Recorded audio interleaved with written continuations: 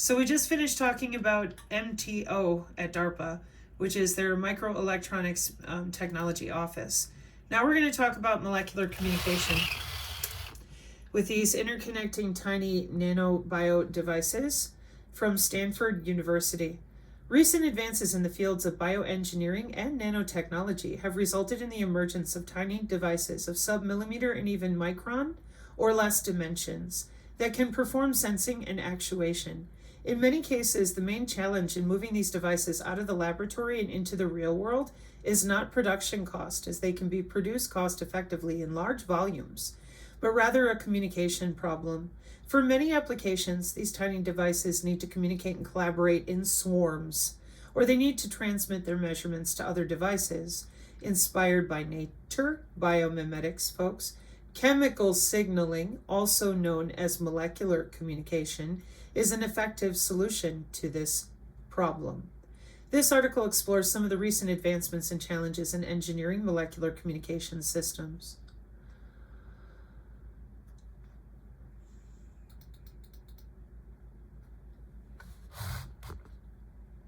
The idea of small devices swimming in the body to find and destroy various pathogens to cure diseases has been around for a few decades and was perhaps well popularized by the 1966 film Fantastic Voyage.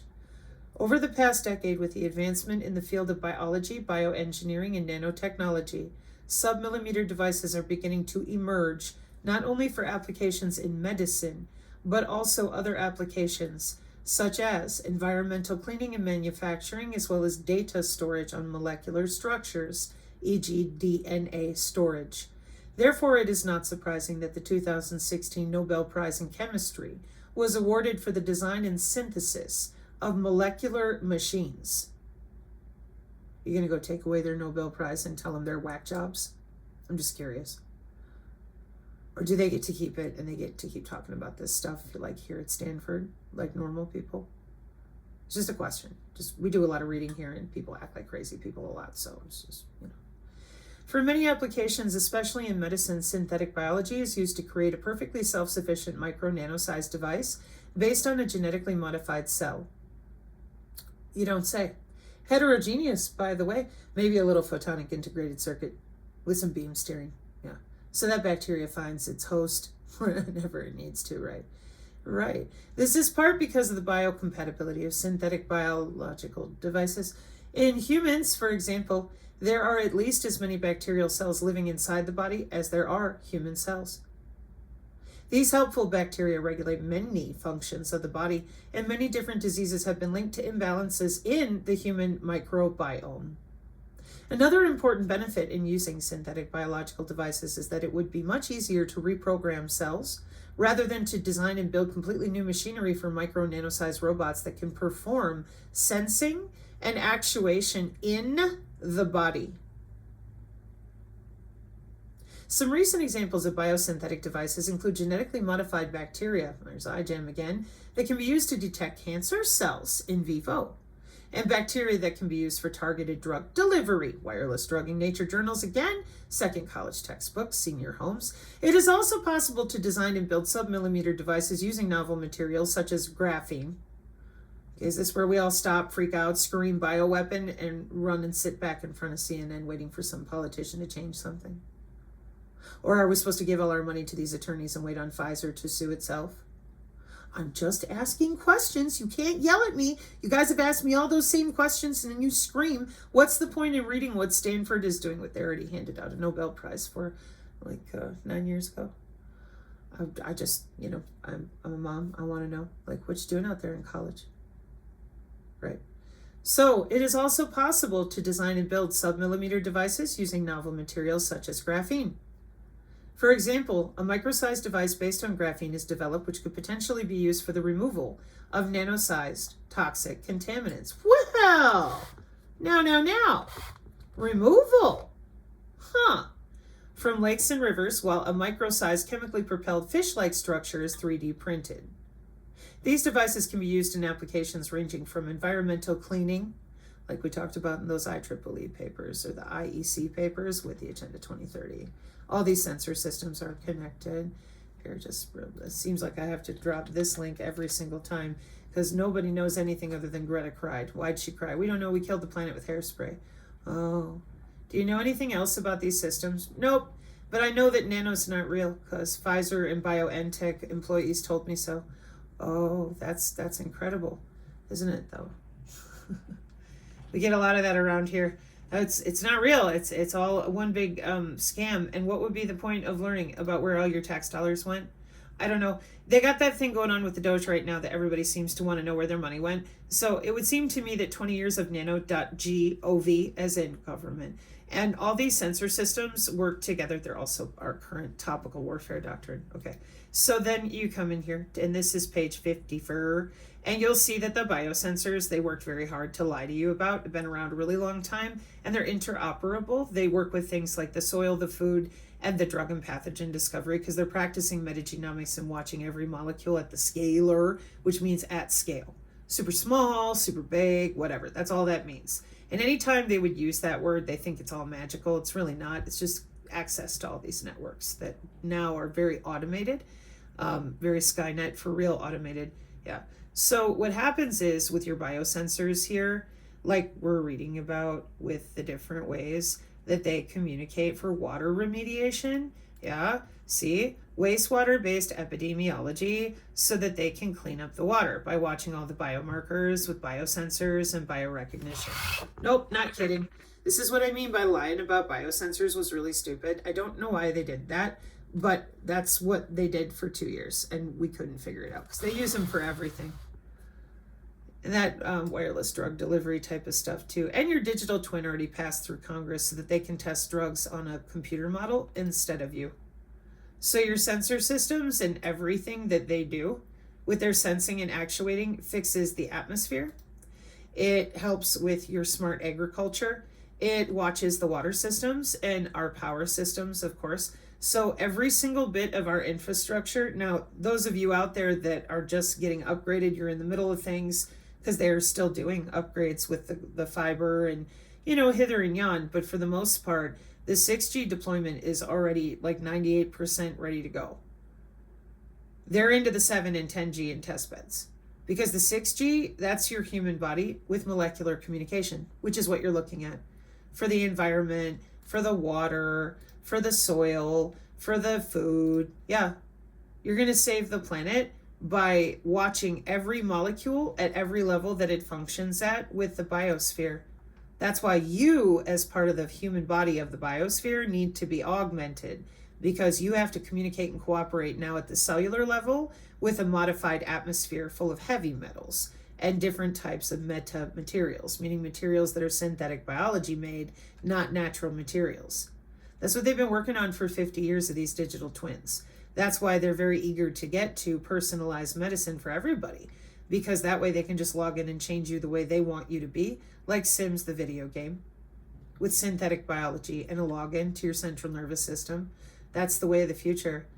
That's the part they left out. They all decided this one here, human augmentation, that nobody saw because they were listening to Greta scream and arguing over geoengineering, which is inside the Encyclopedia Britannica now. But hey, so the governments were like, yo, our human population is our GDP, that's our chattel, and we're going to upgrade them, we're going to augment them, okay? So there's your market share, and everybody said, remote me harder, daddy, upload me to the cloud, and go ahead and augment me, be under my skin any way to make me prettier, faster, smarter, and I can spy on all my friends and neighbors through the app on my phone. Sign me up. Okay? And their abilities to interface with these wireless sensor networks work faster in a smart city, of course. So they're very eager to get inside their cyber physical system city with the National Institute of Standards and Technology. See, it says human. Yeah, and that's why I'm explaining to you previously with the microelectronics office, this also is your drones, your autonomous robots, all sorts of things. Your digital twin can jump into one of those autonomous robots fairly easily and drive it around.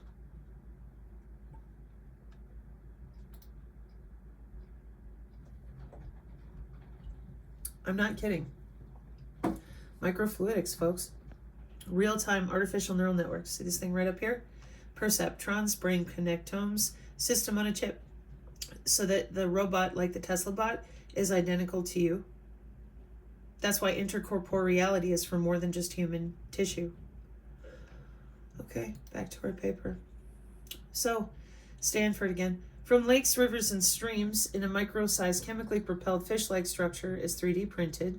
These devices can be used in applications ranging from environmental cleaning, to manufacturing and infrastructure monitoring.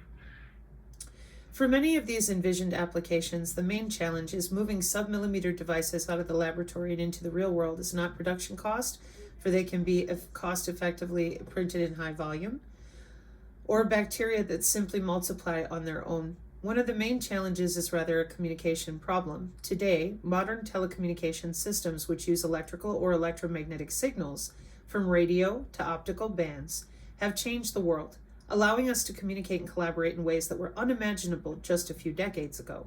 However, simply shrinking the size of an electromagnetic system to a micro and nano dimensions is very challenging because of constraints such as the ratio of the antenna size to the wavelength of the electromagnetic signal. Optical communication is also not suitable for many applications, since it requires either a guided medium, e.g. fiber optic cable, or line of sight.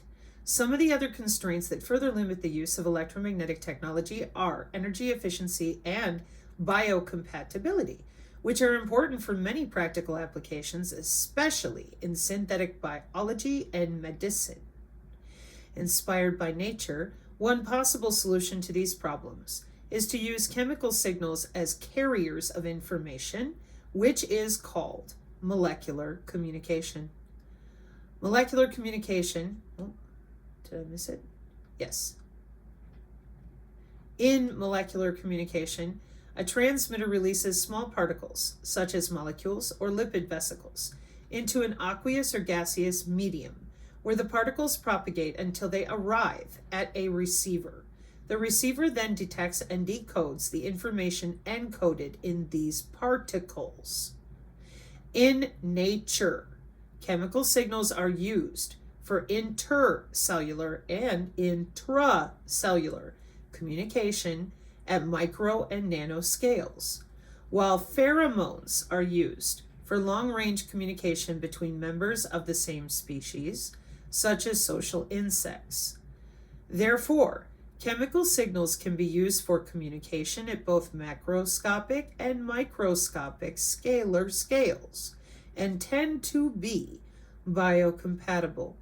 Another benefit of these systems is that molecules can often be the most energy efficient means of communication when delay can be tolerated. Delay tolerant networking people.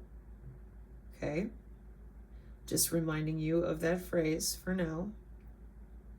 They can also store tremendous amounts of information in a small volume. In fact, a once popular communication networks textbook contains the passage, "Never underestimate the bandwidth of a station wagon full of tapes hurtling down the highway." A good example of this somewhat tongue-in-cheek folklore is the DNA and RNA molecules that can encode the entire replication instructions of a virus in a small protein capsule, station wagon, tens of nanometer in diameter. The capsule stochastically floats in the environment, hurtles until it finds a host cell. Despite the prevalence of chemical signaling in nature, it was only over the past 2 decades that biologists and bioengineers have uncovered some of the underlying pathways and developed techniques for modifying them. Beside this biological approach, molecular communication systems can be viewed from a communication engineering lens, where other aspects such as reliability, data rate, and network protocols are designed and built into these systems to ensure that tiny devices could communicate and collaborate reliably in large swarms. Let's try that one more time from the previous network engineer on the back end of the country, reading all your updated routing and going, what is that there for? Oh, you're under the skin practicing this for 30 years. Wow. Holy crap. So beside the biological approach, molecular communication systems can be viewed from a communication engineering lens, like information communication technology, where other aspects than just biological biology, such as reliability, data rate, and network protocols are designed and built into these systems to ensure that tiny devices could communicate and collaborate reliably in large swarms. Such an approach is required for transitioning from a few sub-millimeter devices in laboratories to swarms operating in real-world applications. Molecular communication is also important to the design of biochips, where components within a chip, such as a DNA storage unit and a molecular processing unit, are connected by chemical signaling. Driven by these applications, it was almost only a decade ago when communication engineers started to slowly investigate this problem. Okay. A decade ago, that would be 2008, right? Okay, you're reading? Volume 22, Issue 2 in June 2018. Yeah, did you know we went back in time again? Isn't it great? It's awesome. It's amazing. So, driving through your veins and arteries for 20 years with college students, so don't say you're surprised. Driven by these applications, it was almost a decade ago when communication engineers started to slowly investigate this problem. Two important applications that have been the main source of motivation for studying molecular communication systems from a communication engineering perspective are depicted in Figure 1. On the left, data that is encoded in molecular structures such as DNA sequences or long polymer chains are read by a molecular processing unit, and new data is written to the storage unit. The reading and writing process, which can be modeled, see, there it is. So your molecular mixture, your molecular storage, read, write, molecular processor, on the body, in the body. Figure 1. Two important applications of molecular communication. On the left, molecular communication for biochips can enable molecular storage and molecular processing. On the right, an Internet of Bio-Nanothings can be developed using molecular communication, enabling real-time in-body diagnostics and treatment. So the reading and the writing process, which can be modeled to, or as a molecular communication channel, must be designed to be high throughput and reliable. On the right, tiny devices injected into the body, such as nanorobots or synthetic bacteria, communicate using chemical signaling to enable real-time health monitoring or to find and destroy pathogens. Although molecular communication is in its infancy in 2018, with these seemingly futuristic application plans currently out of reach, in vivo biological signaling, surgical medicinal microbot swarms, process on a chip, etc., its biocompatibility factor, theoretical potential storage capacity, and energy efficiencies, especially through media unfriendly to radiation, are of sufficient importance to warrant careful theoretical and engineering consideration. This is the main reason the field has attracted considerable attention very recently. So here is your decoder receiver reception and propagation going back and forth. This is part of their emissivity, and then the fact that they're perturbating your cells open and closed all sorts of ways. Optics, oxygen, a little bit of electroporation, anything with the corona effect on the cellular structures, especially protein coronas, to play with them, to get them to open, close, change out the burrito insides, whatever they want to do. Which is also why the infrasound and the shaking you around is important too. An overview of molecular communication: information is encoded in the particles that are generated and released by the transmitter. That's a cell, any kind of cell, not just something, synthetic. The particles are transported from the transmitter to the receiver using flow diffusion, there's that Brownian biophysics motion again, or some other random process. The particles that arrive at the receiver are used to decode the information. Information can be encoded in the concentration or number of particles released, in their type or structure, or in the time of release. Oh yeah, the math gets insane at this level. You bet. You bet. That's why everybody going, oh, we've defeated the Pentagon. I'm like, oh my word, you guys are not using quantum encryption. No way. No way. So, okay. The overview of molecular communications. The basic idea of molecular communication is very simple, as depicted in Figure 2a. The transmitter generates particles, or uses stored particles, to encode information. These particles are typically a few nanometers to a few micrometers in size. They could be biological compounds, such as proteins or DNA molecules, or synthetic compounds, such as gold nanoparticles. Information can be encoded, i.e. modulated, on the particles in different ways, as shown in figure 2b. First, information can be encoded, i.e. modulated, on the intensity or concentration of particles. For example, bit 0 can be represented by release of 3 particles, while bit 1 can be represented by the release of 1 particle. Where are you at? Here we are. Bit 0, bit 1. See the difference? Time of release, type and structure, number and concentration. Bit 0 or bit 1. But you have the magic answer with the singular vector. Good Lord. Second, the information can be encoded by releasing different types of particles. For example, to transmit bit 1, particles of type A are released to represent bit 0. Particles of type B are released. Note that by using the structure of molecules, a large amount of data can be transmitted in this way. For example, in a 32 base pair single-stranded DNA sequence, there are theoretically 4 to the 32nd power different symbols that can be transmitted. Finally, information can be encoded on the time of release of particles.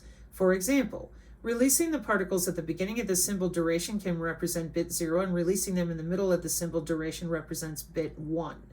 The transmitter, therefore, must have a mechanism to control the release of particles, as it is difficult to control this process at a molecular level. The transmitter can be faulty itself. The released information particles traverse some spatial gap to the receiver.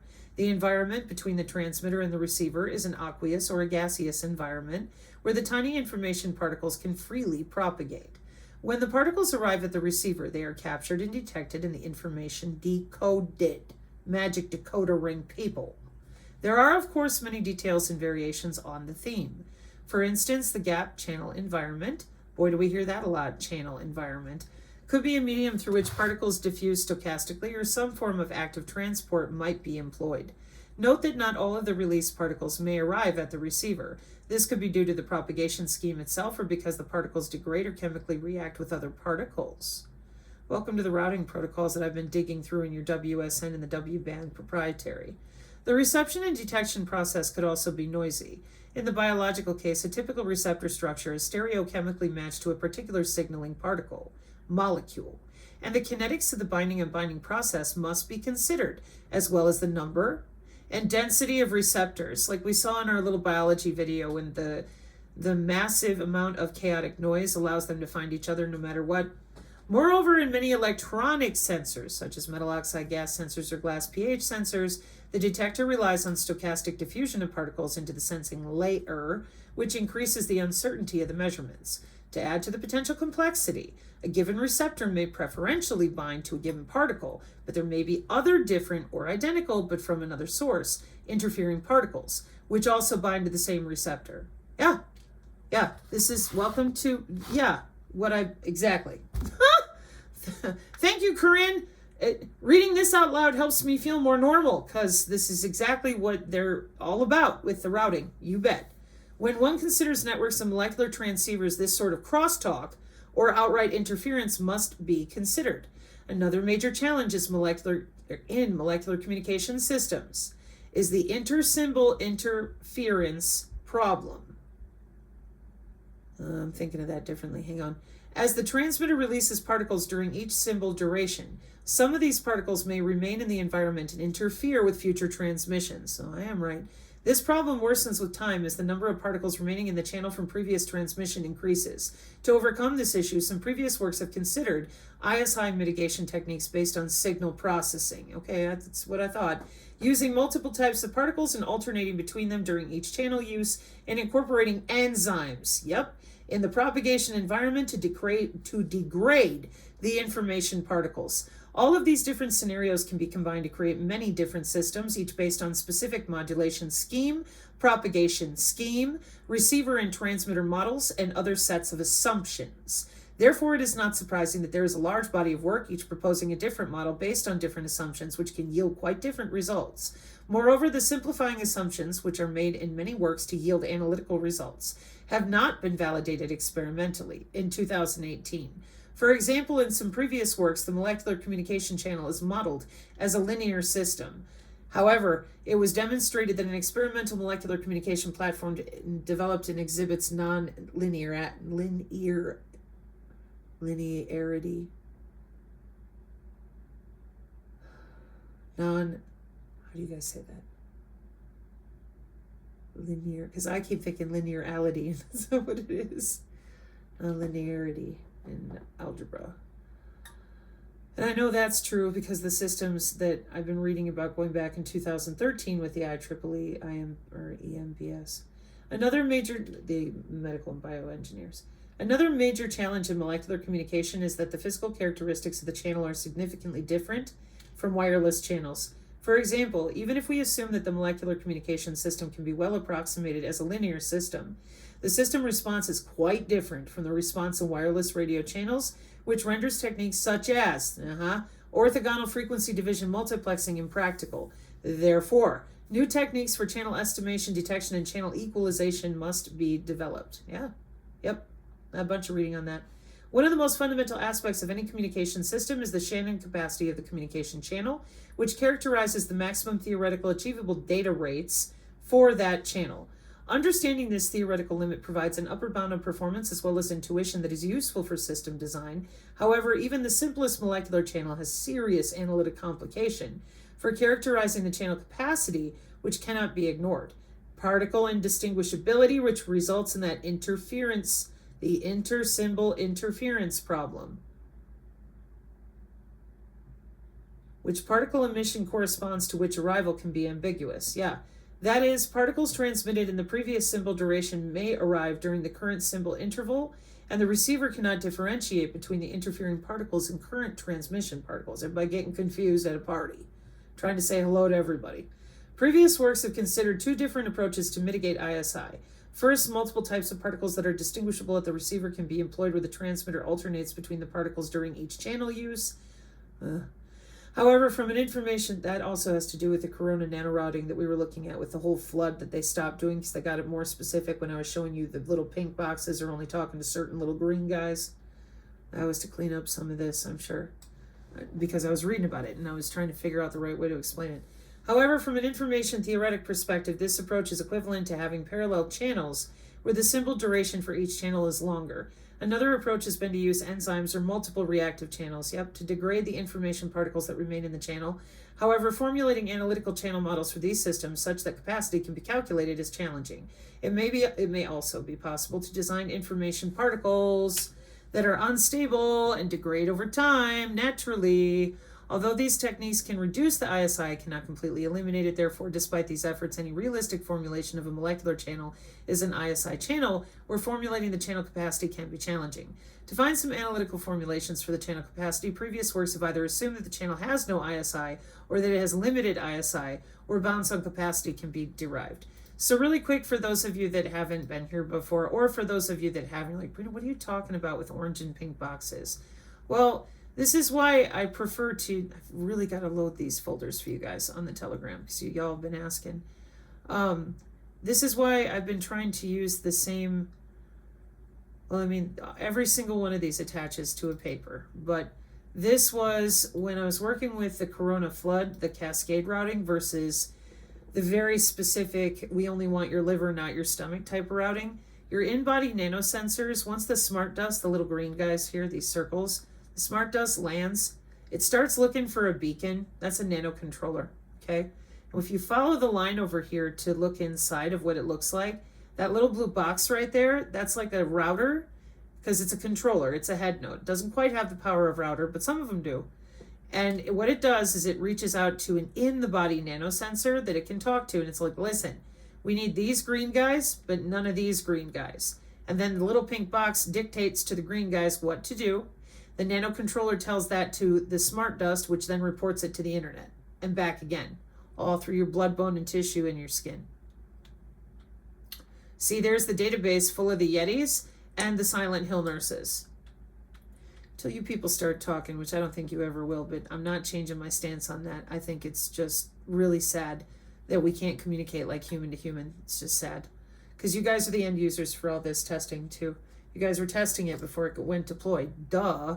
So that's why, to me, this is so egregious that you won't tell people how long you've had this biomedical telemetry so that they're less afraid and they're less vicious towards the college students at iGEM for 20 years doing this already. Because all you had to do was sit in the hospital and test the biomedical telemetry. I understand that. But by continuing to disavow it and just act like you're two. It's just causing so much pain all over. I really wish you would stop and just consider telling the truth. Well, everyone will be upset with us. Well, you must be thinking you did something wrong then, because otherwise you would be telling people about this the way you tell yourselves. Okay? So I will do my best to get this uploaded to our Telegram, folks. And what I mean by that, silent yetis, exactly, silent yetis and your nurse friends, is you guys knew you were doing this. You already had that cyber physical backbone good to go. There was a lot of preparation for all this, and you all knew that. That's why it's a long overdue telehealth revolution. You were logging into bodies since 2012. So let's not play pretend, please. That would be great. Just throwing ideas out there, because this is about biological signals that if we could get the doctors and the nurses to stop acting like they're 2 years old, then they would be the ones to say, oh yeah, this is just biological signals. We've been using biomedical telemetry for a long time. And we also have been using at-home healthcare for a long time. Okay? And then people, as I said, maybe they would calm down a little bit and understand what we're talking about here with the interbody network you're using with your Humetrics and your black box software. Whether you've got a smart box in between or not, you're still using the intrabody networking that we use with the Fitbit and the Oura Ring and the Square Pin. Okay, so that's where I hope we can get to someday. In the meantime, back to Stanford. So that's what I was referring to with that molecular channel communication, because if too many of those little molecules are talking, it causes all sorts of problems. So a few bits per second to a few thousand bits per second if a single type of particle is used for transmission. For example, one formulation of molecular channel is the particular intensity channel, where information is encoded in the intensity or concentration of the particles released. In this case, it can be shown that the channel can be formulated as the Poisson channel, where the ISI free point-to-point length, the capacity is upper bounded by, where A is the maximum intensity that can be transmitted, is the average transmission intensity, and that is the noise intensity. Although the capacity of molecular channels is not large compared to wireless radio channels, it can significantly increase if data is also encoded in the structure of particles, such as a DNA sequence. However, in most applications, achieving high data rates is not required. For example, synthetic bacteria, which are designed to detect biomarkers for diseases inside the body, only need to transmit their measurements to other devices in the body or a device under the skin every day or every few hours. As another example, a few hundred bits per second is enough to synchronize many devices in a swarm.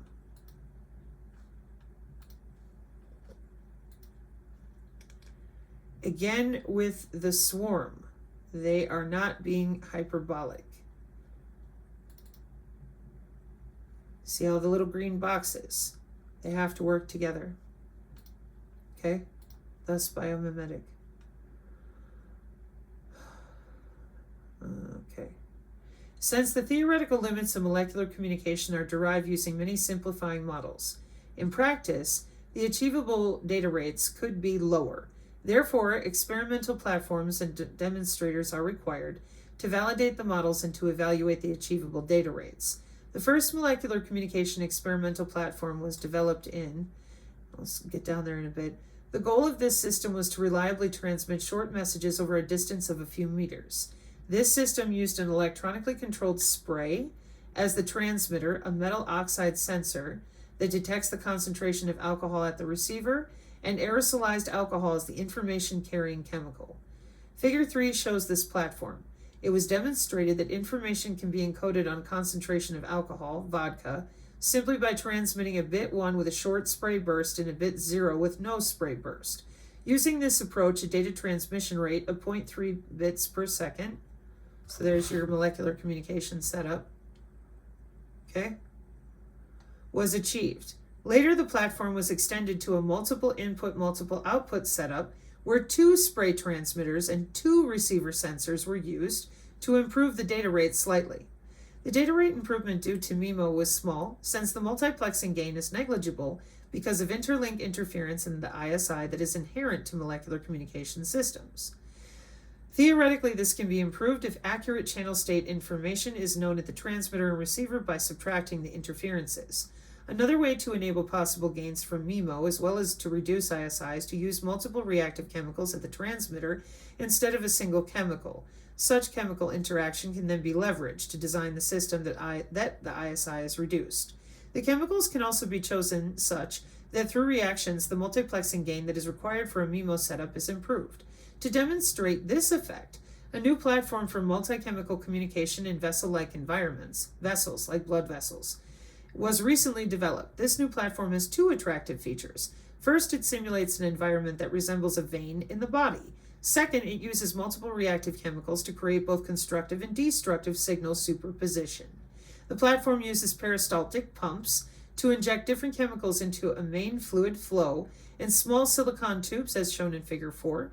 Multiple tubes with different diameters can be networked in branches to replicate a more complex environment, such as the cardiovascular system in the body, or complex networks of pipes in industrial complexes and city infrastructures. In the platform, there is always a main fluid flow in the tubes, for example, water or blood. Some examples of chemicals that can be injected by the transmitter include acids and bases, or proteins, carbohydrates, and enzymes. The central receiver uses a sensor, such as pH electrode or a glucose sensor, to detect the chemical signals transmitted by the nodes. Since in practice, the receiver is a wearable device on under the skin, it can be more complex, have access to the internet and cloud computing platforms. Therefore, it can run on a complex detection algorithm.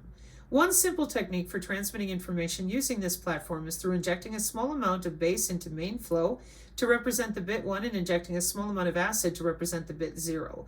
Then at the receiver, one can use a pH electrode to measure the pH level and decode the information. However, the design of a detection algorithm for this system has proved challenging because of difficulties in modeling a molecular communication channel with chemical reactions. Therefore, a data-driven approach was used to train a detection algorithm using techniques from machine learning, which resulted in a system that achieves a data rate of 2 to 4 bits per second. Future challenges in 2018. Molecular communication is still in its infancy, and there are many open theoretical problems in the field. For example, the Shannon capacity of large class of molecular communication channels are still unknown. Despite recent advancements in modeling and simulation of molecular communication systems, good models and simulators for complex communication systems are still unknown. Another important challenge includes validating the mathematical models and algorithms developed using these models experimentally. Specifically, more work needs to be done on development of experimental platforms that closely resemble real-world environment, e.g., inside the human body. For example, in recent work, a new experimental setup was developed that demonstrated in vivo communication through the earthworm's nervous system. All these interesting open problems and challenges make molecular communication an exciting area of research that can unlock many rewarding and transformative applications. Nariman Farsad is a postdoctoral research scholar at Stanford University. His research on molecular communication and on data-driven communication network design using modern machine learning techniques. I want to see what 42 is. Abbasi. Oh, okay. Interesting. Controlled information transfer through an in vivo nervous system, 2018. 42. And right above it, a novel experimental platform for in-vessel multi-chemical molecular communications, IEEE Global Communication Conference, 2017. And as usual, Cambridge in 2013, IEEE Communications Survey and Tutorials, 2016, Advanced Engineering Electromagnetics, 2012. These are just some of the places that they referenced in the paper, obviously. Switching between magnetotactic and aerotactic displacement controls to enhance the efficacy of MC1 magneto-aerotactic bacteria as cancer-fighting nanorobots, Micro Machines, 2016. Molecular Biology. Environmentally controlled invasion of cancer cells by engineered bacteria, Journal of Molecular Biology, 2006. It's Ventnor, it's the other guy, we've tried to help you understand it's all these people. Hey look, there's Professor Akildi's Nanonetworks, a New Communication Paradigm, Computer Networks, Volume 52, August 2008.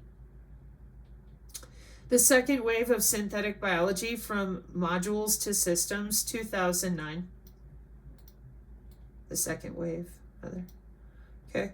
So when we try to help you here on the channel understand Nanomedicine Volume 1, Basic Capabilities, Bioscience, 1999, reference number 1.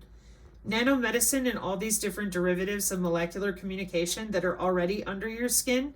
Because when we read stuff like this, people love to pretend that in 2018, everybody just stopped their research and just quit. They didn't really want to achieve regenerative medicine. They didn't really actually want to do any of this. They were just kidding. Okay? That's the type of hurdles we're dealing with because, as I just read to you, this is a very complex system of hijacking our own biocellular electricity, our bioelectricity, our cells themselves, using them as carriers and modulators, encoding information in our DNA, and using us as living antennas. And I just wish to point out, to close this component out for everybody, none of this is unknown to any of you going to school. None of this is unknown to the electronic warfare divisions. None of this is unknown to the NIH. You just call it the wrong thing.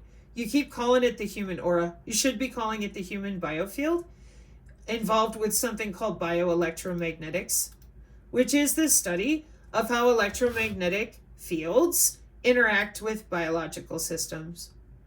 And the reason that you should be respectful to other people's anatomy rather than what you're doing, which is playing in their bloodstream, and they think it's woo-woo because you won't admit that every human being has their own bioelectrical anatomy generated by the biophotons that we're just generating walking around. So that this anatomy, this is the biofield, and this is the reason that we're in this horrible situation, because they've been doing this for 100 years. They took away the human biofield. It only showed back up on the NIH in 2015. So what we end up with is a bunch of mad scientist people that have been busy working under our skin with all these different places in medicine using that same anatomy. Now you're going to be told that you're a whack job because that's all alternative and crazy. They get to go to work.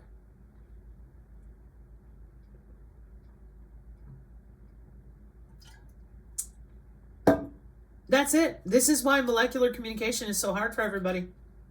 Because they're having a tough time understanding how could you be watching that much all at once? Molecular communication with machine learning, algorithms. And then you'll say, okay, but that's not for us. Yeah, it is. Sure is.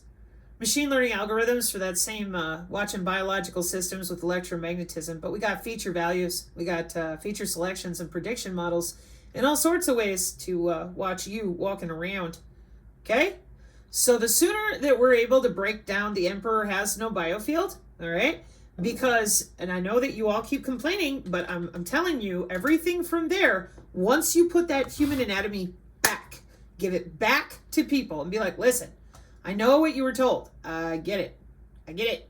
But you were lied to because they were busy hiding all these sciences with plasma and photons. It's called biophysics, Brownian motion, diffusion, material physics. Yeah, that's right. And who doesn't know their heart is electrical? Hey, okay. So are you afraid of your microwave? Probably not. No. Okay. So there's all this energy coming and going from your body, and they tethered your butt to the cloud, and they did it in the 90s. So it ain't new. Sorry. They have a ton of databases. This is a huge chunk of intelligence, surveillance, and reconnaissance. It is the current topological network-centric warfare doctrine of the United States. And we've dominated the electromagnetic spectrum. So the sooner that you are able to get over whatever religiosity you have attached to the human anatomy known as the human biofield, formerly known as the aura, the better, because that has to stop.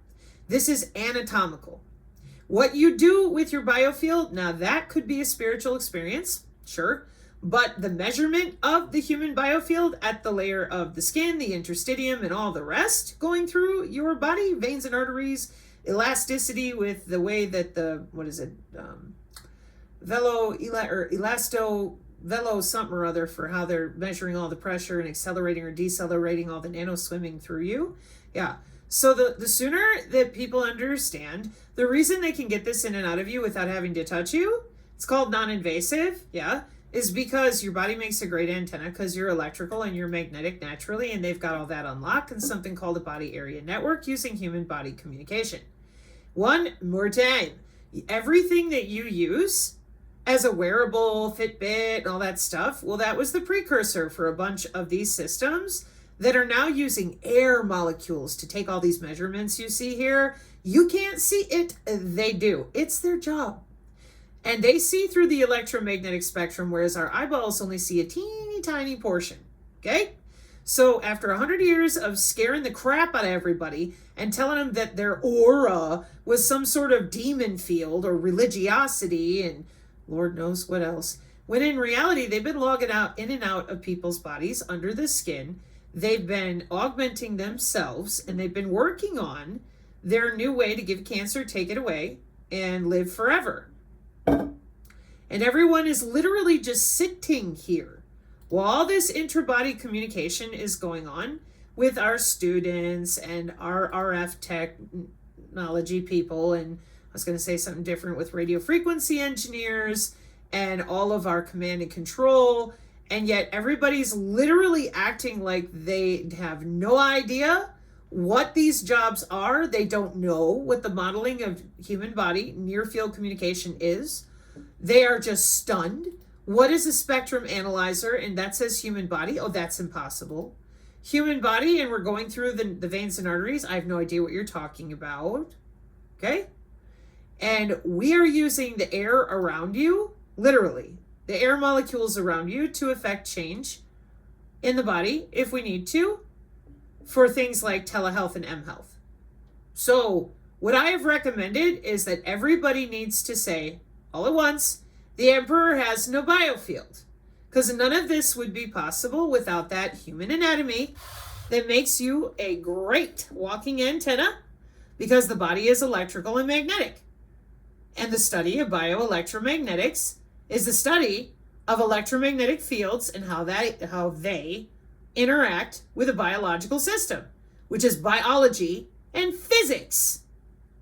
So it's time for the biology and physics people, like biophysics people, to step up and help people understand molecular communication so that we're not all fighting for these circular arguments. We don't need to.